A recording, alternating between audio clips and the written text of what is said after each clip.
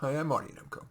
Today I want to talk with you about how to be a good guest when you're invited to a small get-together.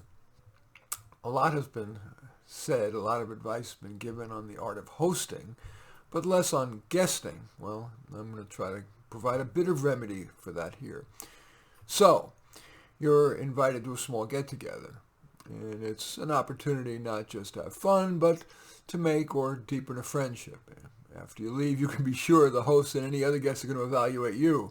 For example, she's nice, but he thinks he's smarter than he actually is, or vice versa. This little talk doesn't attempt to change your personality, but there are subtleties that can boost your chances of being appreciated. First, we'll talk about arriving.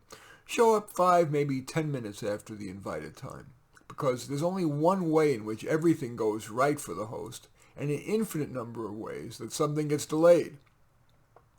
That's certainly true of hosting. So give the host a bit of cushion, but not too much to avoid, for example, that those hot hors d'oeuvres that the host carefully timed are going to be cold by the time you get there. What to bring? Maybe it's because I live in California, the land of wine. It's de rigueur to bring a bottle, but my wife reaped a huge reward the first time she deviated from that, so I'm going to encourage you to be a bit more creative. You see, when I was in grad school, we were invited to a professor's home, and rather than bringing a bottle, my wife decided to bring a pie plate. The professor was taken by the originality of that as much as by the plate. She chatted with my wife about it, and they built a bond, and by the end of the evening, she invited my wife to apply to the PhD program at Berkeley. No, I'm not sending you out to stock up on pie plates, but think of something unusual that you think the host might enjoy and that you would enjoy giving, and maybe chatting about. The houseplant you love, the homemade chutney you made, the novel you just read and loved. I just read, for example, Pat Conroy's Beach Music. It's so lyrically written. He created characters I cared about, and it reveals a culture I know little about, which is the South.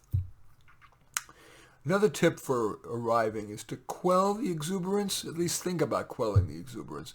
Typically when guests arrive, they're energized, they're feeling excited or nervous, and they're often ready to burst out with the tidbit they came ready to share.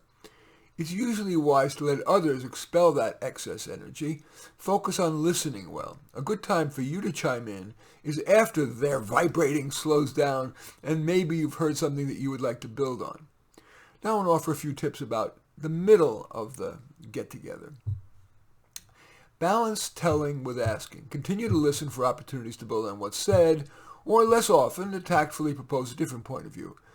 Ask questions for clarification or expansion, or as a tactful way to disagree. For example, I can understand why you believe X, but can a case be made for Y? At most get-togethers, things can get a bit boring after an hour or so. Consider having at the ready a provocative question or anecdote or even an idea for a game.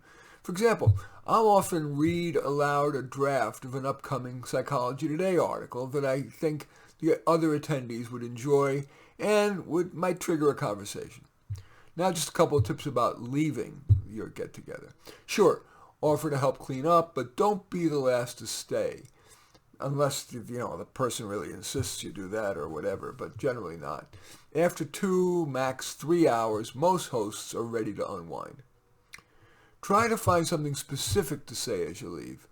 Thanks for inviting me or great seeing you isn't quite enough. For example, you might say something like, I especially appreciated David's comments. They were thought-provoking. Or even, I really loved those cheese puffs.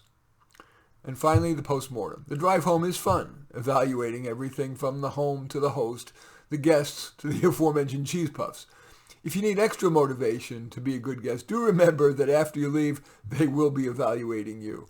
In any event, I do thank you for watching. I'm Marty Nemko. I welcome your thumbs up and accept your thumbs down. I always look forward to your comments and especially like it if you hit the share button below. Share on your social media so that my efforts can have broader impact. And I am flattered if you choose to subscribe to my channel. In any event, I do thank you for watching. I am Marty Nemko.